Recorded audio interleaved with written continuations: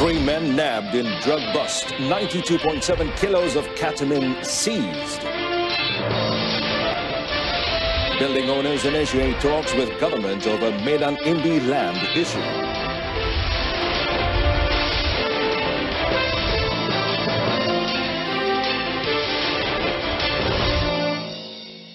Good evening. Thanks for joining us, and you're watching the evening edition of News on 2. I'm Mohammed Amin Carlos. Our first story. Well, 3 men were arrested and 92.7 kilos of ketamine worth 5.6 million ringgit was seized in a drug bust in Selangor on Friday. Bukit Aman Narcotics Crimes Investigation Department Deputy Director DCP Zulkifli Ali said the first arrest made at 7:40 p.m. involved a man who was in a Nissan Almera in Jalan Jangka, Subang Jaya, Selangor. DCP Zulkifli said the arrest of the 41-year-old man led to the seizure of 90 packets of Chinese tea containing drugs hidden in a sack that was kept on the floorboard of the back seat. Ini merupakan rampasan ketamine oleh JSJN yang terbesar untuk tahun ini lah. Untuk tahun ini ya. Last kali yang kita rampas ketamine ni adalah tahun 2017. Kalau tuan-tuan dan perempuan ingat, rampasan di airport. Di airport KLIA 19 Oktober 2017, rampasan di airport sebanyak 254 kilo masa itu. Itu rampasan yang terakhir ketamine yang besar lah oleh JSJN. Saya tak sebut tentang kejayaan pihak lain, tapi ini kejayaan pihak JSJN. Ini merupakan kejayaan terbesar pada tahun inilah.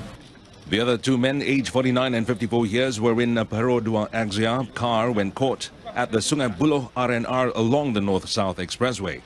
Police seized the Nissan Almera, Perodua Axia, and also a Toyota Vios belonging to the third suspect, besides 8,000 ringgit in cash and a Titan watch. The Narcotics Crimes Investigation Department Deputy Director further noted that all 3 suspects have been remanded for 7 days until 8th February, and the case is being investigated under 39B of the Dangerous Drugs Act 1952, which carries the mandatory death penalty if found guilty. The Malaysian Maritime Enforcement Agency, MMEA, in Kemaman successfully crippled an attempt to smuggle out over 50,000 litres of diesel worth around 130,000 ringgit after its officers detained 2 boats in the waters of Kemaman on Saturday. Now, both boats, Alia Sari and Saljana Tiga, were detained at 10 a.m. while illegally unloading the diesel from one ship to another. Kemaman Maritime Zone Director Commander Rashidil Hadi Abdul Rashid said the seizure was made during 2 operations, namely Ops Pagar Laut and Ops Iman. Kita percaya terdapat sindiket menjual minyak haram di sekitar perairan Terengganu, khususnya di Kemaman ini, kerana terdapatnya bot-bot, supply ship dan kapal-kapal tanker yang bersau khususnya di sekitar perairan Kemaman. Dan aktiviti pemunggahan minyak secara haram ini merugikan negara kerana syarikat-syarikat ini telah mengelak daripada untuk membayar cukai kepada pihak kerajaan. Further inspection found that the diesel was smuggled out of the country without permission and legal documents. The case is currently being investigated under the Merchant Shipping Ordinance 1952. If convicted, they can be fined not exceeding 100,000 ringgit or 2 years in prison or both. Commander Rashidil said MMEA constantly monitors unlawful activities in the country's waters. All enforcement agencies, especially at the Eastern Sabah Security Zone, ESCOM, have been told to boost security measures around the border during the upcoming Chinese New Year celebrations. And Deputy Home Minister Datuk Muhammad Aziz Jaman said the security measure is important to prevent illegal immigrants from entering the country.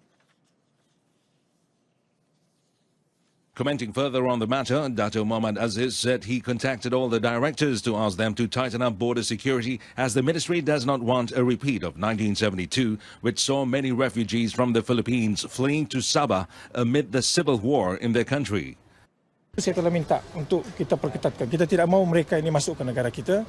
Bukan kerana kita kejam, tapi inilah hakikat dia, inilah perairan kita. Kita tidak mau masalah yang berlaku di negara jiran melepas masuk ke negara kita. Because kita sudah ada masalah illegal immigrant.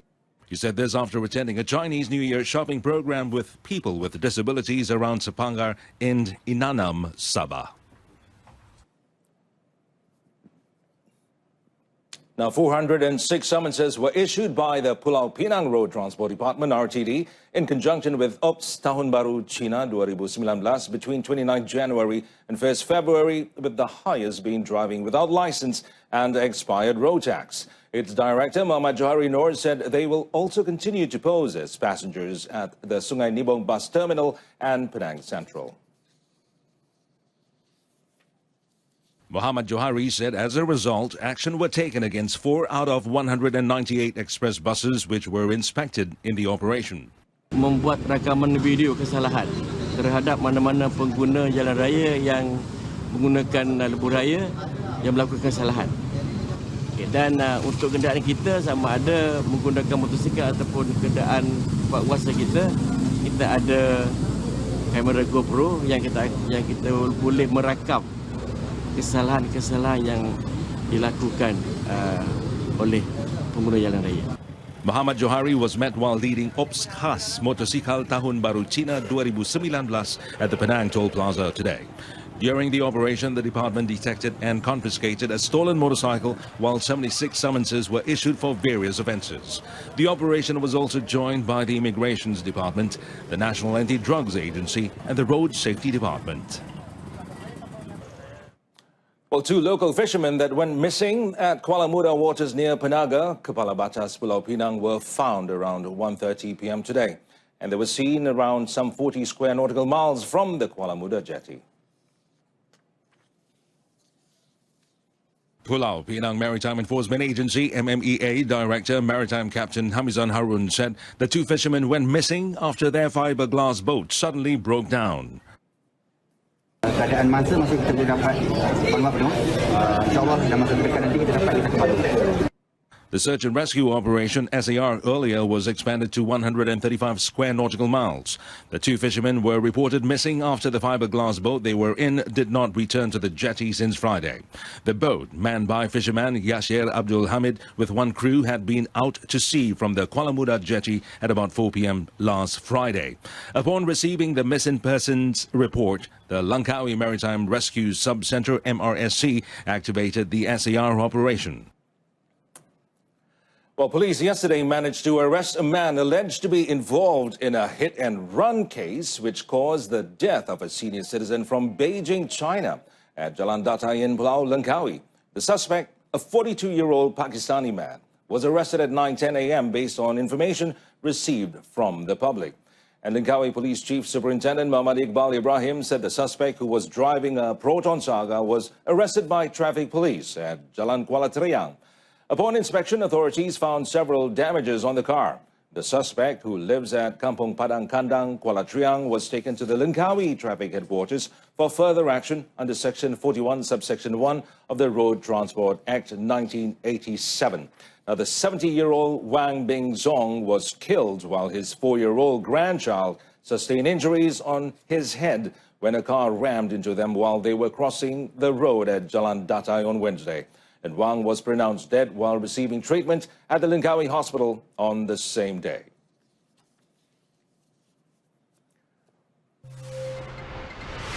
Well, coming up, MAHB clarifies it does not set, fix, or control passenger service charges.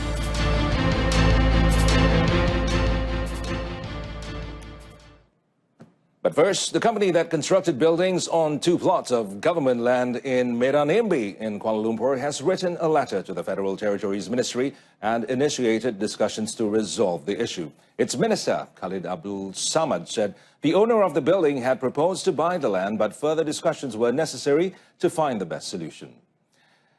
Now, elaborating further, the minister said the discussions was suggested by the company. However, the ministry will also carry out a survey with the residents around the area on their needs.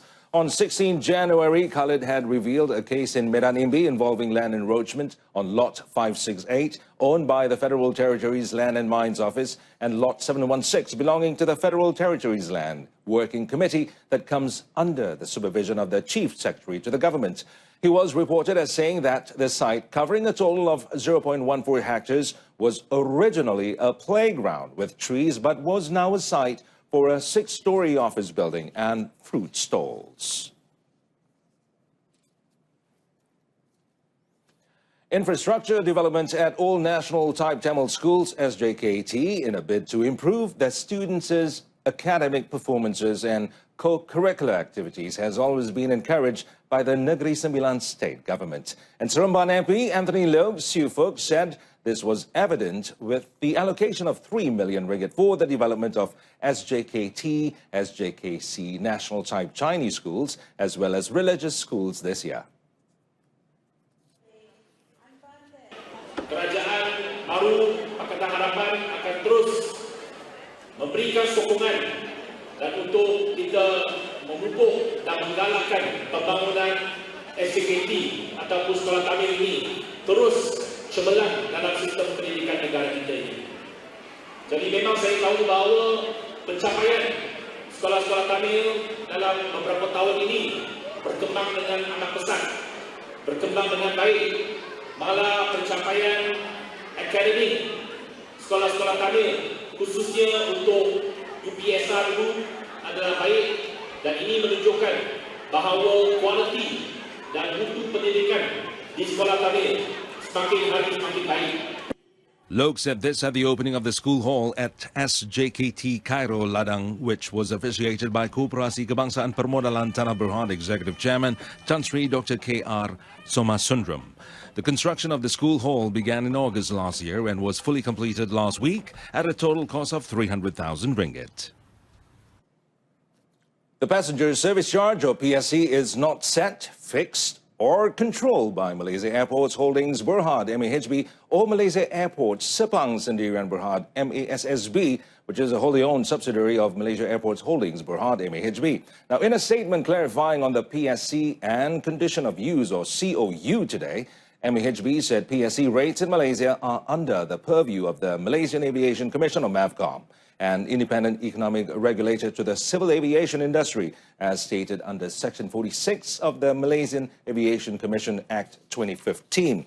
Now, the statement said it is common practice in the aviation industry for PSC to be collected by the airlines from the departing passengers upon purchase of their flight tickets, and thereafter the PSC is paid to the airport operator following completion of the flight. The airport operator further said that in November 2017, MAVCOM had announced the final step for the full equalization of PSC across all airports in Malaysia, which was to take effect on 1st January 2018. And the last step was to equalize the PSC for non-ASEAN international flights at Kuala Lumpur International Airport 2, or KLIA2, to be the same with those at KLIA and other airports in Malaysia. The rationale for the equalization was the need to move towards a more internationally accepted cost-based mechanism for charging PSC, together with the need to lower the subsidies at KLIA2 and the need to facilitate air travelers' welfare.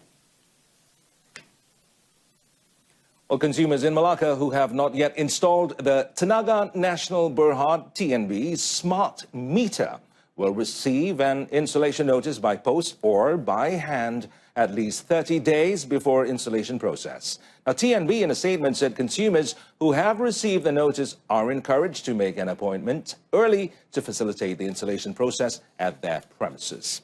Now, the smart meter is capable of enhancing the value of TNB services through the ability to detect any electronic power outages or disruption in the area. And TNB added that the device will allow the disruption period to be shortened as electrical repairs can be done faster. The smart meter, which will be activated by TNB, will also be able to provide automatic notification of power supply disruption and restoration. Smart meters are expected to be installed in stages and completed nationwide by 2022. The Terengganu PKR has officially appointed 29 new State Leadership Council members for the 2018-2021 term.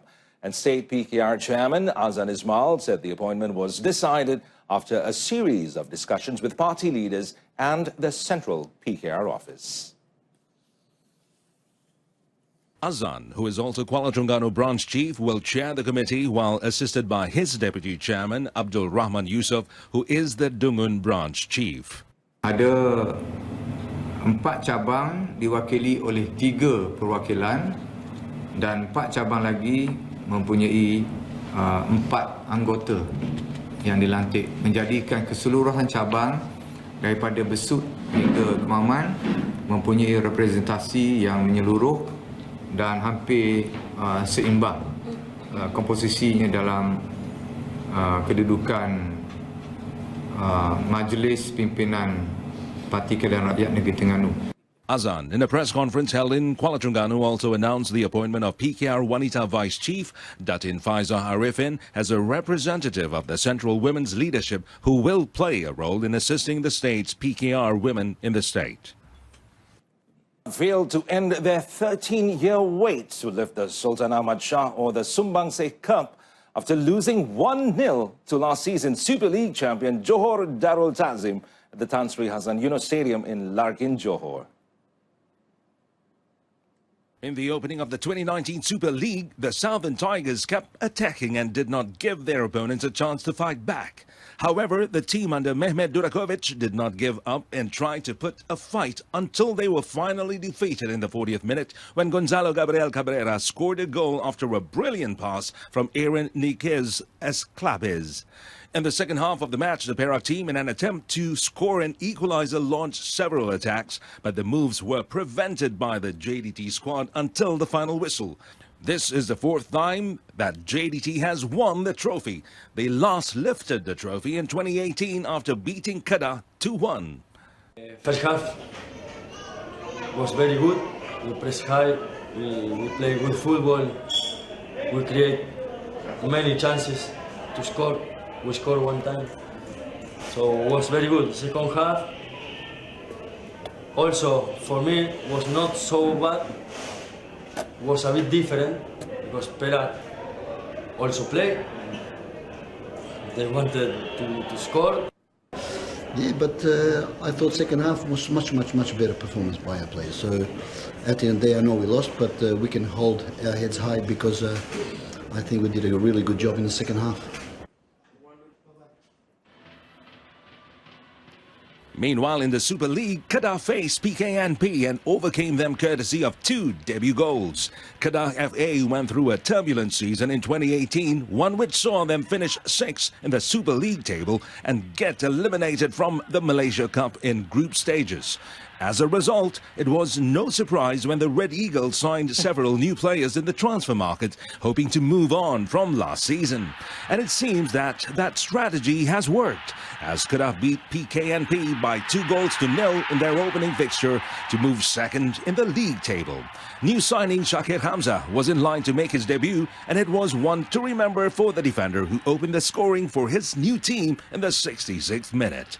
The Red Eagles defended their narrow lead for the next 20 minutes before another debutant, Jonathan Bowman, popped up in the 82nd minute to give Kedah an all 3 points. Bowman, who signed recently from Persib Bandung, made sure that it was a memorable win for the Red Eagles, who rode home on the back of 2 brilliant debutants. They now visit Perak FA in their 2nd fixture on February 10th. Concludes this evening's news on to our top story. 3 men nabbed in drug bust. 92.7 kilos of ketamine seized. Well, do join us again at 12:30 tomorrow afternoon. I'm in Carlos, and do stay tuned to TV2. And from all of us here at Studio 5, have a pleasant evening.